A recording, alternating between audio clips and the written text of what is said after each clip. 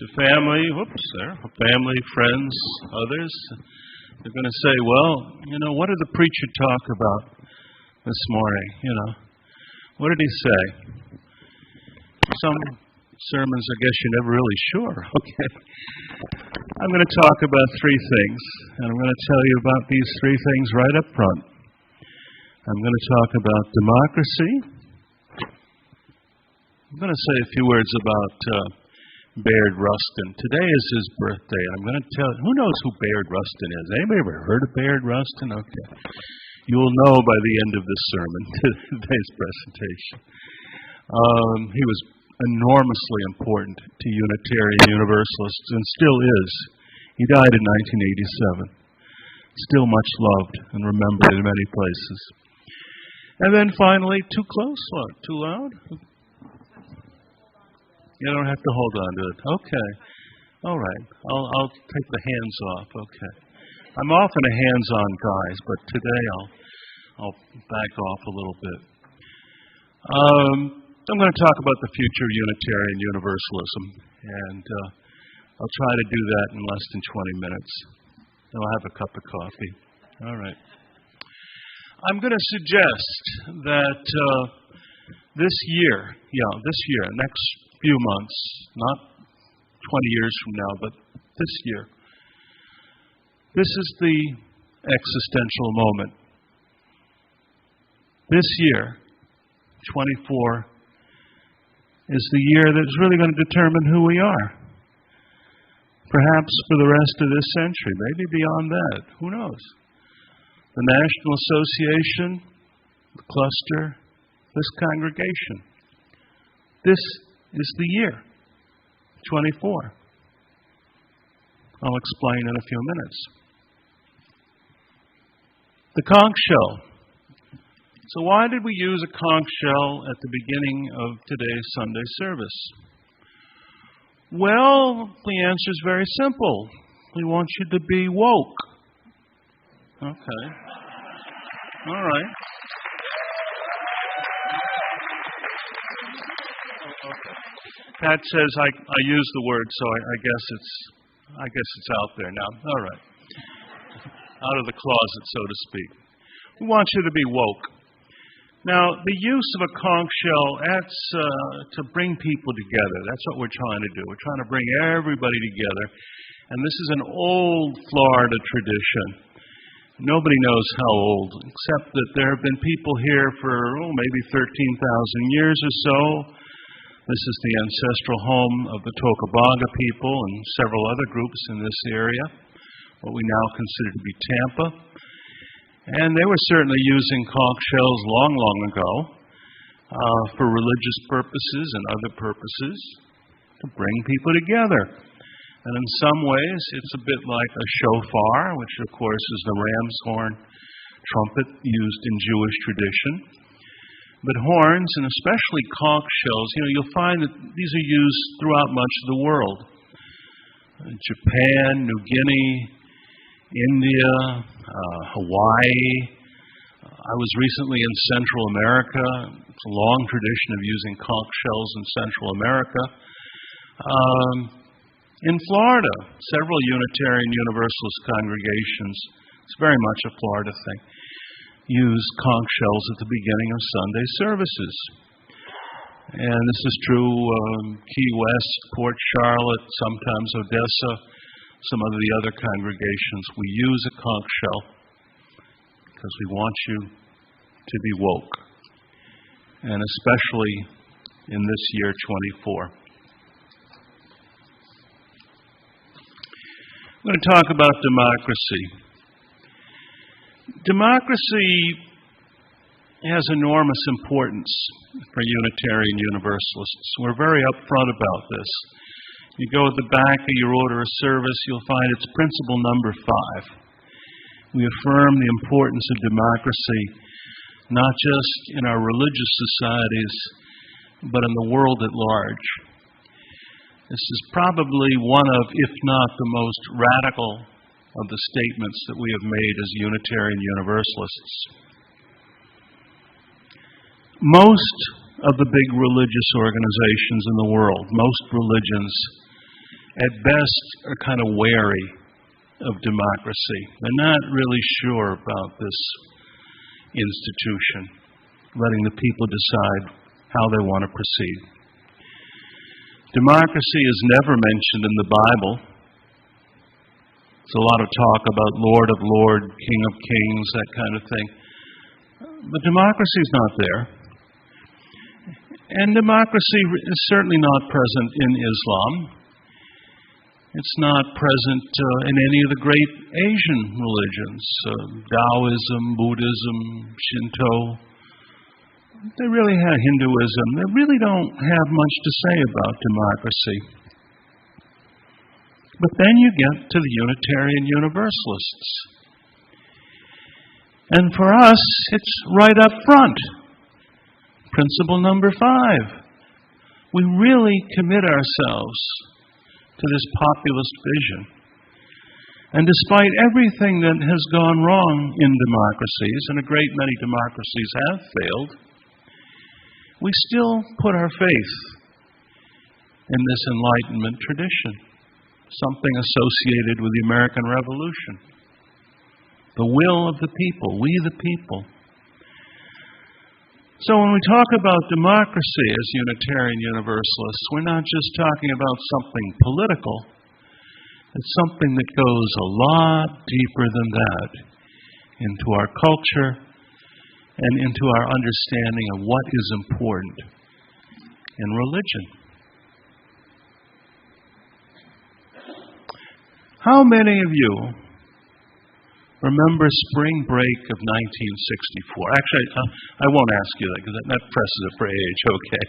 How many of you heard about the spring break of 1964? Okay. All right. I'm going to raise my hand. It was a very important moment in my life. I was not in Florida at that time. I was out in California, but we knew about the spring break in Florida in 1964. And we knew how important spring break 1964 was for Unitarian Universalists, not just Florida, but throughout North America and probably elsewhere too. Let me tell you what happened. It has a lot to do with St. Augustine. The town was a very violent place, a very racist, very segregation-minded place in the 1960s. And it frightened a lot of people. And it was very hard to organize civil rights activities in that part of Florida back in those days. People were killed. On one occasion, stacked up like stuffed firewood to be burned. And something had to be done to confront the racism and the voter suppression and the Jim Crow laws that were being enforced in that part of Florida. And a call went out, actually at the end of 63, but then became increasingly vocal in 64. Come on down to Florida, especially students up in the north. You know, you're going to spend spring break in Florida, come to St. Augustine. Put your lives on the line. Join us in the civil rights movement in Florida. Students started to show up in March of 64 in response to that call from Robert Haling, others who were the organizers in St. Augustine. One of the things that was surprising was it wasn't just students. It wasn't just college-aged people. A lot of older people came. The mother of the Massachusetts governor, Louise Peabody, who was into her 70s, came. And she brought her friends, too. People of the same generation. And it had a lot to do with voting rights. They marched, they picketed, they showed up when they were needed. One of the things that was especially important in those days, and it's been forgotten, but I think you need a reminder every now and then, most of the public parks and beaches in Florida back in those days were racially segregated. Okay, so there was actually a Free the Beach movement, which had started in Mississippi, but had become very popular in the Sunshine State. So the people who came down for spring break to participate in civil rights activities became part of the free beach movement. Blacks, whites, browns, others went to the beaches together, or wade-ins as they were called. They also went to public swimming pools, but the beaches and the parks were especially important. So that's what a Florida beach party looked like for Unitarian Universalists back in those days. It was a very difficult time. The protests lasted, and you can read about this at your leisure. You can check out YouTube and other sources for several months. And then at the end of it all, July 2nd, 1964, the Voting Rights Act of 1964 was signed into law by President Johnson. And it had a lot to do with what people had seen on television. What they had seen was happening in Florida. It was one of the best moments, the finest hour, if you will, for Unitarian Universalists. It meant that much. And it's still something that you need to know about and celebrate. How many of you have heard about, well, I've already asked this question, I'll just ask it rhetorically again. How many of you have heard about Bayard Rustin? I gather maybe a few, maybe half a dozen or so. Bayard Rustin is one of those people who came out of the closet and was then pushed back into the closet. He's being rediscovered by a new generation. There's a new movie out about Bayard Rustin. It's just simply called Rustin. And if you're curious, you can see trailers on YouTube, and they'll give you an idea what the movie was like.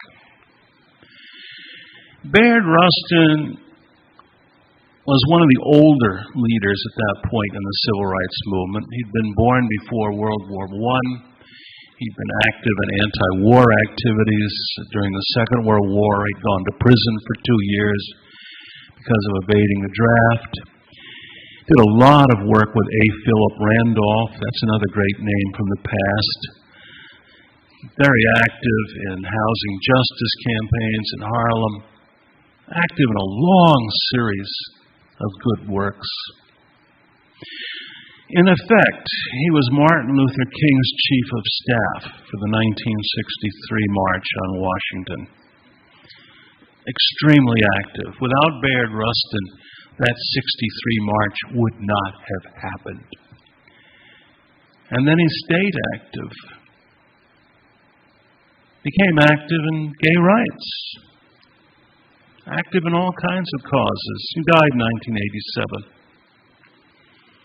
You didn't hear much about Bayard Rustin in those days. He was a black man. He'd done a lot of good. Inspired many people of all races. And he was homosexual. And very open about it. And back in those days, a lot of liberals, we're talking liberals, didn't want to talk about such things. And Bayard Rustin was pushed back into the closet. And although history books celebrated other great leaders of the civil rights movement, for some reason Bayard didn't get mentioned very often, until recently, when for a variety of reasons a new generation has found Bayard Rustin. And today is his birthday, March 17th.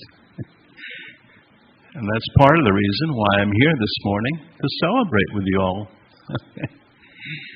I hope you have a chance to see that movie. Last Thursday, a Unitarian Universalist organization, national organization called UU The Vote, had its first meeting. We met by Zoom. We had 700 people present. Were any of you involved in that meeting? Okay. UU The Vote is the new organization for Unitarian Universalists who want to work for voter rights. Because we're concerned about the future of democracy. We really are. This is the year that may make or break democracy in this country. We're in a very serious time.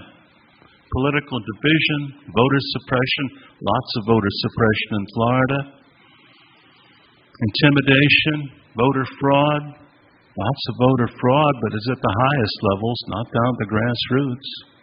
Gerrymandering. Democracy is threatened in Florida. It's threatened in much of the world. And we're trying to turn that situation around, you the vote.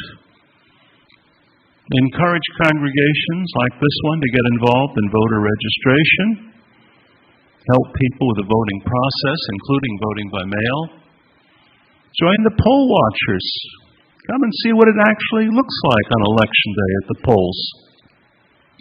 And report problems as they occur. You might even want to become an election worker. Now, I'm an election worker over in Pinellas County. I've been doing that now for 3 or 4 years. And I can tell you, because I'm right in the middle of it, some of us are scared. If you're an election worker, and it doesn't matter if you're liberal, conservative, whatever, you've probably been threatened. You probably worry about bomb threats and things like that. And a lot of people don't want to be a poll worker anymore. We've got at least 9 counties in Florida where don't know if they're ever going to have the adequate number. You may want to give it a try. You're probably going to work at least 12 hours. You won't get much pay. You'll get a little bit. And you may have some difficulties. You never know what's going to happen. But if you're concerned about democracy, you may want to give it a try. And I'm willing to talk to anybody who's interested in becoming a poll worker in this part of Florida. We're doing some other things in UU the Vote, and I do recommend it to all of you because it's that important.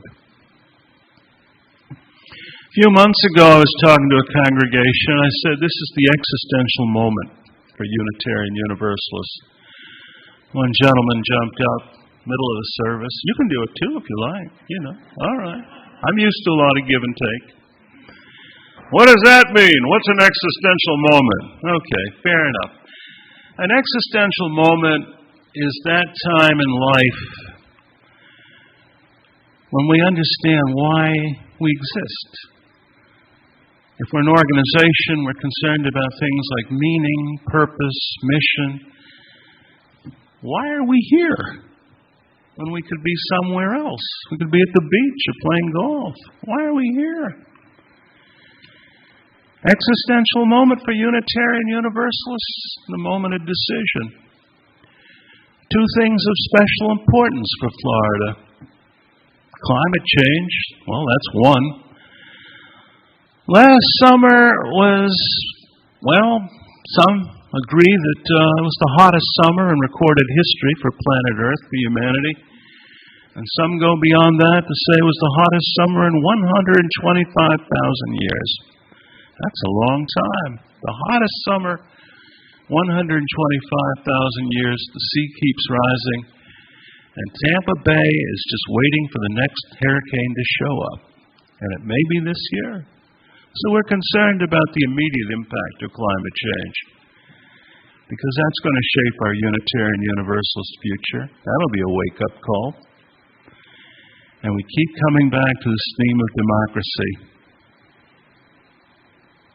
Imagine what this country is going to look like on January 20th next year. That's only a few months away. Now, there's a visualization exercise. January 20th, Inauguration Day in Washington, D.C. And by coincidence, also the day when we celebrate Martin Luther King's birthday. January 20th. What do you think this country's going to look like in January? What do you think this congregation's going to look like? I hope you give it some thought.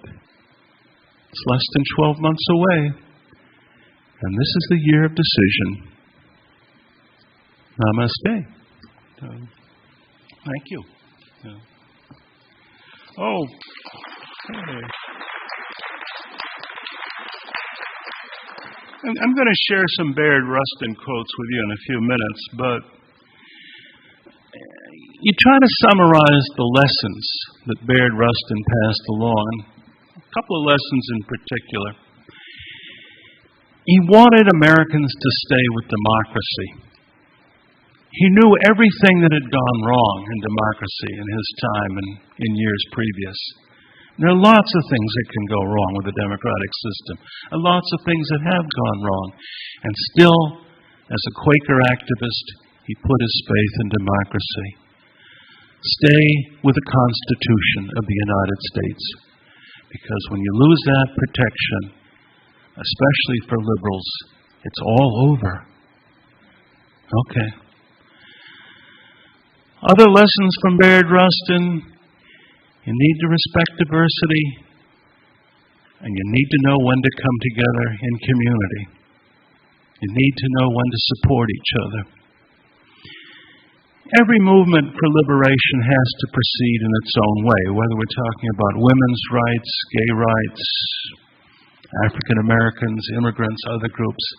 Each movement has to proceed in its own way and develop in its own way up to a certain point, because there is that need for all of us to come together and to realize that we're part of the same community. Basic lessons from Bayard Rustin. And today is the day we celebrate his birthday. Thank you.